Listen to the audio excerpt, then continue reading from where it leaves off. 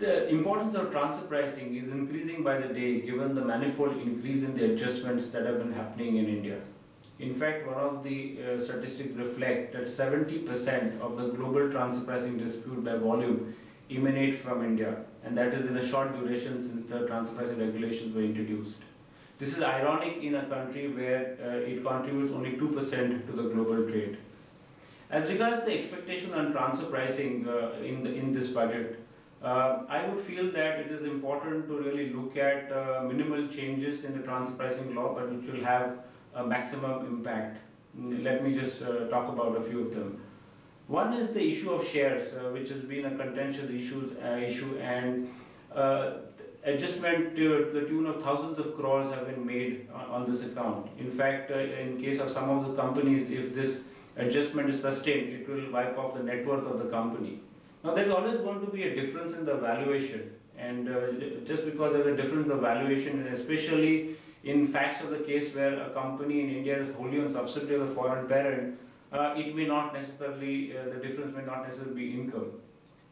So directions or guidance on how the valuation needs to be done and what happens to the difference in the valuation, I think will go a long way in helping the taxpayers in understanding the issue as well as reducing litigation on the same.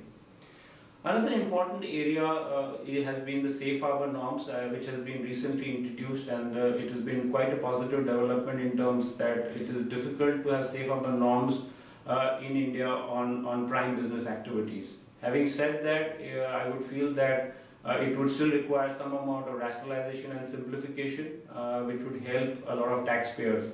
Just to illustrate, one of the important areas of the safe harbor provision is that if you make changes to an existing product, software product, and where the access code has been provided by the principal, it will qualify as a contract research and development, which would actually entail a higher margin of 30%.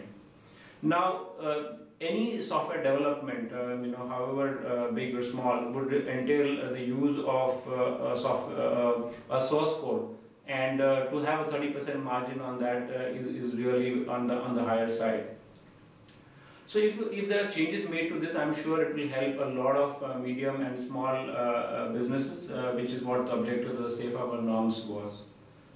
The other area is a dispute resolution panel. I think again this was introduced with a good intention, but unfortunately it has not been implemented in the same manner. In recent times, the revenue has been given the right to appeal, which probably needs to be reviewed, and also if the members are full-time members, then they will have more focus and more time to deal with the cases, which I'm sure will go a long way in reducing litigation.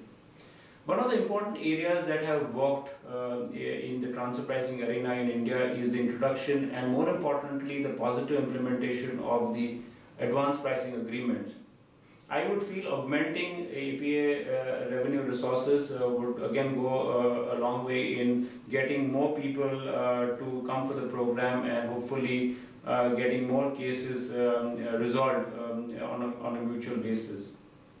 While one can have a long list of transfer pricing expectations in the budget, I would feel that one has to understand the widening fiscal deficit which the government has to take care of. Having said that, if the finance minister can present a budget which can look at rationalization and simplification of tax law, which will ultimately result in non-adversarial tax regime, I think will go a long way in spurring investment and growth. Thank you.